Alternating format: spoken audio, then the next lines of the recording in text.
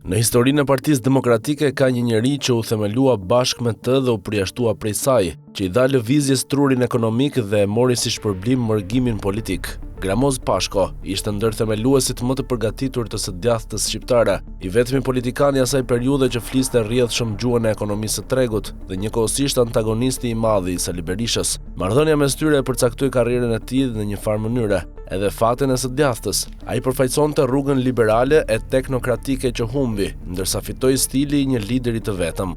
Pashko lindi në Ersek të Kolonjës në vitin 1955, në një familje që vinte nga vetë maja e regjimit. Jati Josif Pashko ishte një nga komunistët e grupit të Korçës dhe pas luftës mbajti postet e larta, deputet zëvendës prokurori përgjithshëm, zëvendës ministër i brendshëm dhe antar i Komitetit Qendror të Partisë së Punës. Nga kjo trashëgimi doli një reformator. Pashko u bë pedagog i Fakultetit të Ekonomisë dhe në bodrumin e shtëpisë së tij mblidheshin intelektualët e Tiranës, qysh para rënies së sistemit. Sipas dëshmive të bashkohësve, seria e parë e pashpallur e Partisë Demokratike ishte pikërisht shtëpia e Gramoz Pashkos. Ai u bë i njohur edhe si intelektual galant, jashtë shablonit të kohës, sidomos kur në momentin që Ismail Kaderesh shpallë i arratisur pas largimit në Francë, doli në valët e zërit të Amerikës për ta mbrojtur, duke e cilësuar një gjeni që do të kthehej. Kulmi i tij politik erdhi shpejt. Pashko u bë zëvendës kryeministër në qeverinë e stabilitetit të vitit 1991 dhe promotori kryesor i reformave të tregut, një merit që ja njohu më vonë publikisht edhe vet Berisha.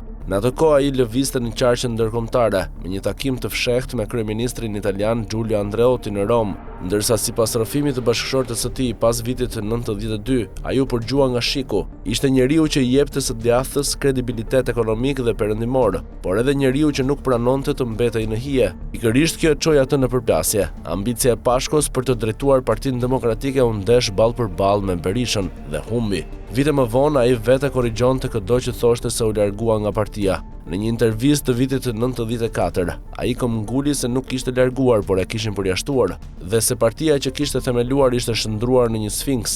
Fjala që përdori për mënyrën e largimit të tij ishte ashpër dhe e paharrueshme, rrugaçërisht. Ai u tërhoqte Aleanca Demokratike, pastaj u zhduk gradualisht nga politika dhe u kthye për më shumë se një dekadë të jeta akademike, duke e ruajtur autoritetin në një njeriu që kishte parashikuar kohë të vështira të së djathtës dhe doli i vërtet. Rikthimi erdhi vonë dhe pa fat. Në pranverën e vitit 2005, pas një antagonizmi të gjatë, Pashko pranoi ftesën e Berishës për t'u ribashkuar Partisë Demokratike dhe kandidoi në zonën e tij të origjinës në Ersek. Garën e humbi. Një vit më vonë erdhi fundi. Në korrik 2006, Pashko pësoi një aksident automobilistik në bregun e Palasës, të cilit i mbijetoi. Për ta transportuar drejt Italisë për mjekim, u përdor një helikopter Bell 222U i Gardës së Republikës, i tipit që përdorej zakonisht nga krerët më të lartë të shtetit. Mjeti u nis natën e 16 korrikut 2006, rreth orës 21:50 nga qendra spitalore Nën Tereza në Tiranë. Kontakti i fundit me radion dhe kullën e kontrollit të rinasit u regjistruar në orën 2:17 të 17 korrikut, kur helikopteri ndodhej rreth 45 km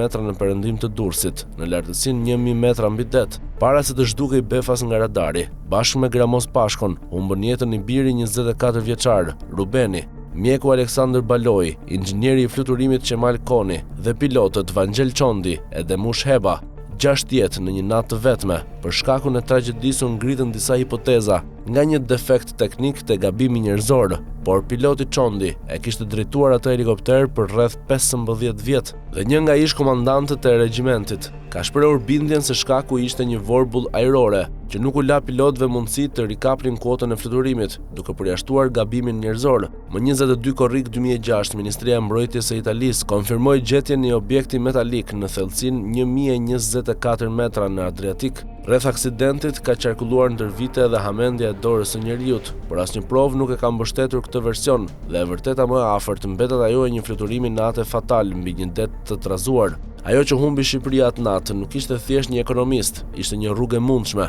Gramoz Pashko përfaqësonte një të djathtë liberale, teknokratike dhe të kthyer nga perëndimi, që mund të kishte qenë fytyra tjetër e demokracisë shqiptare. Ajo rrugë kishte humbur politikisht qysh në ditën kur ajo u përjashtua nga Partia Demokratike, që vetë kishte themeluar. Në korrik të vitit 2006 ajo humbi edhe fizikisht. Historia e Pashkos është historia e asaj Shqipërie që mund të kishte qenë dhe e një njeriu që mendoi para kohës së vet, por nuk pati kohë ta shihte.